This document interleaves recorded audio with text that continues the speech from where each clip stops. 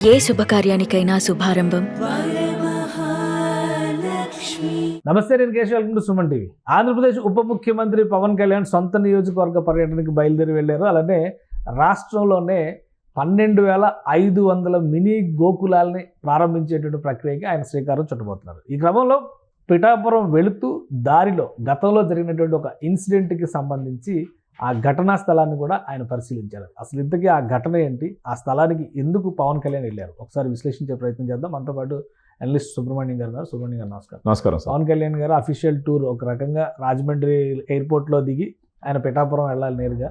అయితే ADB road, ఆ రోడ్లో వెళ్ళాలి అని అధికారులకు ముందుగానే సూచించారు.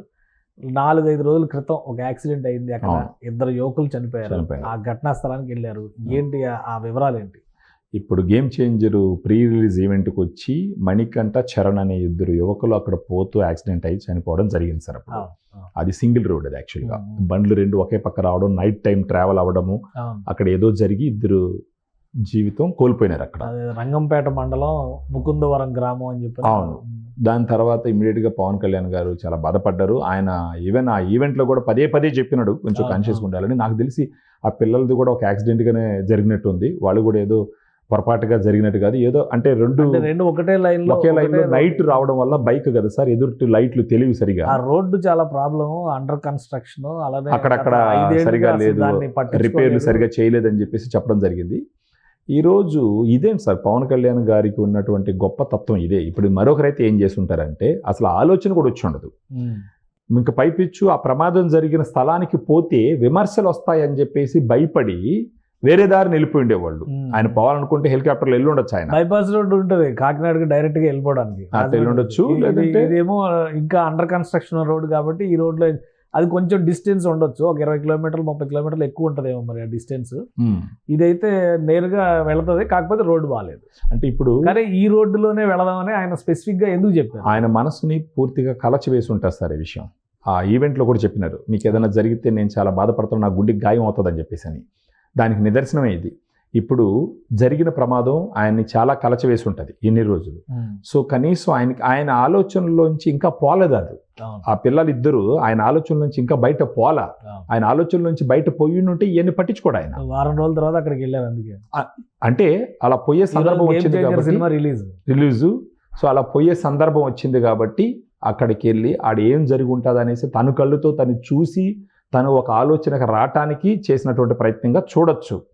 పైపెచ్చు ఏంటంటే అంటే ప్రజల మీద ఆయనకున్నటువంటి ప్రేమ, ఆయనకున్నటువంటి అక్కర ఆయన ఈ ప్రవర్తన ద్వారా తెలుస్తుంది. ఇప్పుడు మామూలుగా ఏం చేస్తారు, ఇప్పుడు మళ్ళీ ఆయన ఇప్పుడు జనాలు మర్చిపోయినారు, కొన్ని ఇన్సిడెంట్స్ జరిగినాయి. సినిమా రిలీజ్ అయింది, మన తిరుపతిలో ఒకటి తప్పు జరిగింది, ఇవన్నిటిలో దాన్ని మర్చిపోయింటారు జనాలు. ఇప్పుడు ఆయన టిపికల్ రాజకీయ నాయకుడైతే ఎలాగో మర్చిపోయిన దాన్ని మళ్ళీ ఎందుకు నేను తట్టి లేపడం అని చెప్పేసి దాన్ని వదిలేసిపోయి ఉండాలి ఆయన.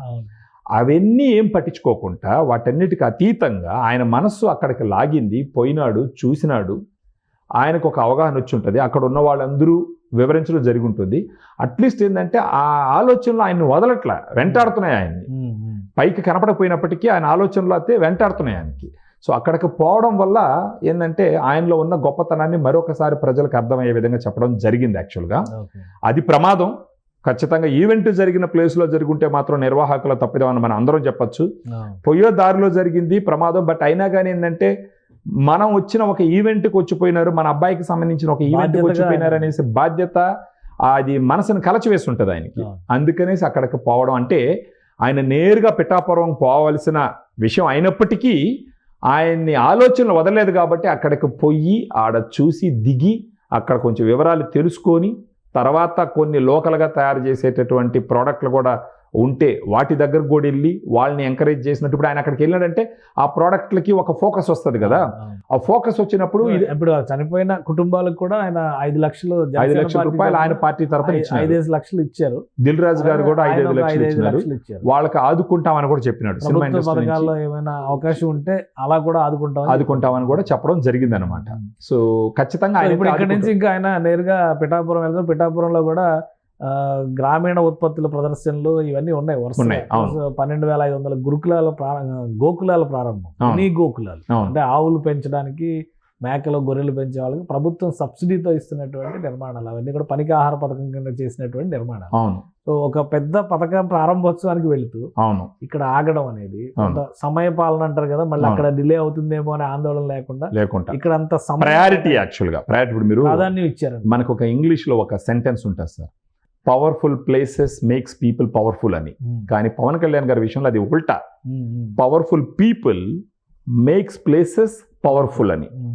సో ఈయన ఒక పవర్ఫుల్ క్యాండిడేట్ కాబట్టి ఆయన ఒక ప్లేస్కి వెళ్ళినాడంటే ఆ ప్లేస్ కూడా పవర్ఫుల్గా తయారవుతుంది. సో ఈ లోకల్గా తయారు చేసినటువంటి ఉత్పత్తుల దగ్గరికి ఈయన వెళ్ళినాడంటే ఆ ప్లేస్కి ఒక ప్రాధాన్యత వస్తుంది, ఒక ఫోకస్ వస్తుంది, జనాలు చూపొద్దు దాని మీద పడుతుంది. దాని ద్వారా స్థానికంగా అక్కడ ఉండి ఆ ప్రోడక్ట్లు తయారు చేసేటటువంటి వాళ్ళకి ఆర్థికంగా మేలు చేకూరేదానికి వాళ్ళ యొక్క నైపుణ్యము ఉత్పత్తులు ప్రపంచానికి తెలిసే విధంగా ఈ చర్యను చూడొచ్చు మనం. సో ఆయన ఏంటంటే ఇప్పుడు అక్కడికి ఎట్టొచ్చి వాళ్ళు ఏడ్ చేస్తారు, అక్కడికి వెళ్ళి ఆయన 12,500 గోకులాలని స్టార్ట్ చేయడం అన్నది అది కొంచెం ఒక గంట తర్వాత లేట్గా చేసినా వచ్చే నష్టమే లేదు. కానీ పోయే సందర్భంలో అక్కడ కొంతమంది చేసినటువంటి ప్రోడక్ట్లు వెలుగులోకి తీసుకొస్తే గనక అక్కడ ఉన్న వాళ్ళకి మేలు జరుగుతుంది. So powerful people makes places powerful అని చెప్పేసి సో ఆ రకంగా మనం దీన్ని చూడొచ్చు. అంటే ఆయన దగ్గర ఏంటంటే మనకు రాజకీయాల్లో నటన ఉంటుంది, కొంత నట్టనే ఉంటుంది, ఫేక్నెస్ ఉంటుంది, ఫేకింగ్ ఉంటుంది ఎక్కువ. అంటే మొసలి కన్నీరు అంటారు కదా, అలాంటివి ఉంటాయి. ఈ మొసలి కన్నీరు, ఫేకింగు, ఆయన స్క్రీన్ మీద నటిస్తారు బాగా. రియల్ లైఫ్ లో చాలా బ్యాడ్ యాక్టర్ ఆయన, అదే ప్రాబ్లం ఆయనతో. రియల్ లైఫ్ లో వాళ్ళ ఏది తిరుపతి ఘటనకి వెళ్ళి మా టీటీడీ ఈవో మా అడిషనల్ ఈవో ఫెయిల్ అయ్యారని ఆయనే చెప్పినాడు. అంటే అదే రియల్ లైఫ్ లో ఆయన చాలా బ్యాడ్ యాక్టర్. బ్యాడ్ యాక్టర్ అంటే రియల్ లైఫ్ లో ఆయన యాక్టింగ్ కి 0 ఇవ్వాలి మనం.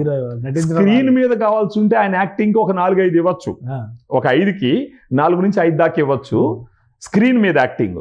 రియల్ లైఫ్ లో ఆయన యాక్టింగ్ 0. మళ్ళా పొలిటికల్ గా ఒక రాజకీయ నాయకుడిగా ఆయన యాక్టింగ్ -1 -5 ఇవ్వచ్చు ఆయనకి. అంటే యాక్షన్ నిజాలే మాట్లాడతాడు. ఆయనకు ఉన్న స్ట్రెంగ్త్ అదే సార్, ఆయనకున్న వీక్నెస్ కూడా అదే యాక్చువల్గా. కానీ ఆ వీక్నెస్ ఈరోజు స్ట్రెంగ్త్ అయింది ఆయనకి. నిన్న పోయినాడు తిరుపతికి, వీళ్ళందరూ బాధ్యత తీసుకోవాలి, బాధ్యతగా మెలగాల, క్షమించండి అని చెప్పి ఓపెన్గా చెప్పినారు.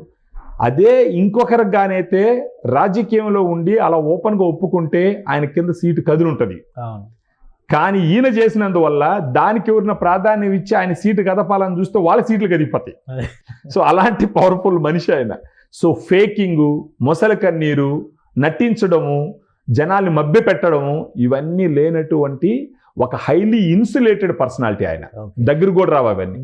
సో ఆ రకంగా పవన్ కళ్యాణ్ గారిని మనం ఆయన చేసేటటువంటి చర్యలు ఆ విధంగా గమనించాలి. ఒక రకంగా పిఠాపురం జనాలు ఎంతో అదృష్టం చేసుకునేవాళ్ళు సార్. వాళ్ళ ఇంతకు ముందర చరిత్రలో కానీ భవిష్యత్తులో కానీ పిఠాపురానికి ఒక చరిత్ర బుక్ రాస్తే పవన్ కళ్యాణ్ గారికి మాక్సిమం పేజీలు 100% ఇవ్వాల్సి వస్తుంది, ఉంటాయి యాక్చువల్గా. భవిష్యత్తులో కొన్ని తరాలు అయింది కాబట్టి అక్కడి నుంచి ప్రస్థానం ఈ 5 ఏళ్ళు చూసిన తర్వాత ఇంకా ఆయన కోసం ఒక చరిత్ర రాయాల్సి వస్తుంది. ఆయన ఒక మాట అన్నాడు సార్, దేశంలోనే ఒక గొప్ప నియోజకవర్గంగా చేసే బాధ్యత నాదే అని అన్నాడు. అది ఓట్లేసిన జనాలు మర్చిపోయి ఉండొచ్చేమో, మాట ఇచ్చిన పవన్ కళ్యాణ్ గారు మాత్రం మర్చిపోడు, నిద్రలోనూ మర్చిపోడు, పొగులు మర్చిపోడు సార్. ఆయన చేసేదాకా కూడా ఊరుకోడు. ఆయన డబ్బులే జనాలకి బెల్లం జరిగినట్టు జల్తాడు ఆయన. కానీ రివర్స్గా రాజకీయ నాయకులు జనాలు నోలగొట్టి లాక్కుంటారు. అలాంటి ఒక క్లీన్ క్యారెక్టర్ ఉన్నటువంటి ఒక ఐడియల్ హ్యూమన్ బీయింగ్ ఆయన. సో ఖచ్చితంగా పిఠాపురం వాళ్ళు ఎంతో అదృష్టం చేసుకునే వాళ్ళకి చూడాలా. మన నియోజకవర్గాలకి ఈయన లేకుండా పోవడం మనం చేసుకున్న దురదృష్టం అన్నట్టు ఫీల్ అవ్వాలి. అన్ని నియోజకవర్గాల వాళ్ళు ఫీల్ అవుతారు యాక్చువల్గా.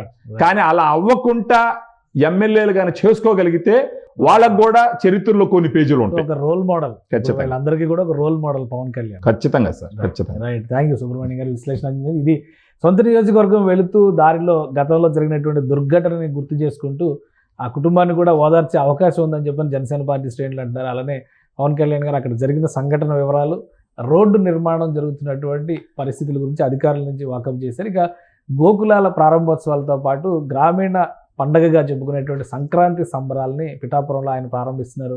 పిఠాపురం రూపురేఖలు పవన్ కళ్యాణ్ ప్రాతినిధ్యం వహించిన తర్వాత చరిత్రలో నిలిచిపోయే విధంగా మారతాయనేటువంటి ఆశాభావం ఉంది అని సుబ్రహ్మణ్యం గారు విశ్లేషిస్తున్నారు. ఇది special discussion. Keep watching. Suman టీవీలో మీ పర్సనల్ అండ్ బిజినెస్ ప్రమోషన్స్ కోసం కింది నెంబర్కి కాంటాక్ట్ చేయండి.